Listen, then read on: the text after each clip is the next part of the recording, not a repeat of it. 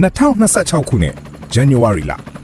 American အထူးတပ်ဖွဲ့ဝင်တွေဟာမနက်4နာရီမှာမာဒူရိုရဲ့စံအိမ်ကိုဝင်ရောက်စီးနင်းပြီးသူနဲ့သူ့ဇနီးကိုရဟတ်ယာဉ်ပေါ်ဆွဲတင်သွားခဲ့ကြတယ်။ American က Venezuela ကိုစီမံအုပ်ချုပ်ပြီးတော့၎င်းရဲ့ရေနံတွေကိုရယူတော့မယ်လို့ Trump ကကြေညာခဲ့ပါတယ်။ဒါပေမဲ့ Venezuela ကိစ္စဟာမူရစ်စီးပွားအတွက်မဟုတ်ပါဘူး။ Iran အတွက်ပါ။ February လ28ရက်နေ့ရောက်မှာတော့ Israel နဲ့ American ဟာ Iran ကိုတိုက်ခိုက်ပြီးအဓိကခေါင်းဆောင်ကြီးခါမနီကိုတပ်ဖြတ်လိုက်က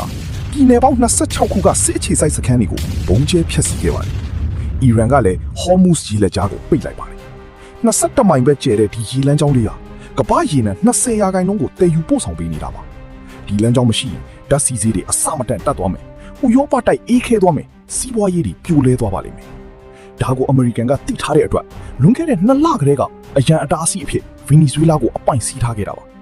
Venezuela ဟာရေနံစီပေါင်းဘီလီယံ300ရှိပြီးကမ္ဘာပေါ်မှာအကြီးမားဆုံးရေနံအရန်အတားအဆီးရှိတဲ့နိုင်ငံဖြစ်ပါတယ်။ Saudi Arabia ဒါမှမဟုတ် Iran ထက်တောင်ပိုများပါတယ်။မာဒူရိုလက်ထက်မှာတော့အဲ့ဒီရေနံတွေဟာမီအောက်ထဲမှာပဲရှိနေကြတာပါ။ရေနံချက်စက်ရုံတွေကို Iran ပညာရှင်တွေကထိန်းချုပ်ထားပြီးအမျက်ငွေတွေကို Hezbollah အဖွဲ့ထံထောက်ပံ့ပေးခဲ့ပါတယ်။ဒါကြောင့် American ကဒီအတားအဆီးကိုဖယ်ရှားလိုက်တာပါ။မာဒူရိုကိုဖမ်းဆီးပြီး Delcy Rodriguez ကိုအာဏာတင်ပေးလိုက်တဲ့အခါဇန်နဝါရီလနှောင်းပိုင်းမှာတင် Venezuela ရေနံတွေ American စီစီးဆင်းလာခဲ့ပါတယ်။အဲဒီနောက် February 28မှာသူတို့ခါမနီကိုတတ်လိုက်တယ်။ Iran က Hormuz ရေလက်ကြားကိုပိတ်လိုက်ပြီးရေနံတင်သွင်းမှုတွေပိတ်မိကုန်တယ်။ရေနံစီးတွေထိုးတက်သွားခဲ့ပြီမဲ့ American ကတော့ Venezuela ကိုကြိုတင်ထိန်းချုပ်ထားပြီးဖြစ်ပါတယ်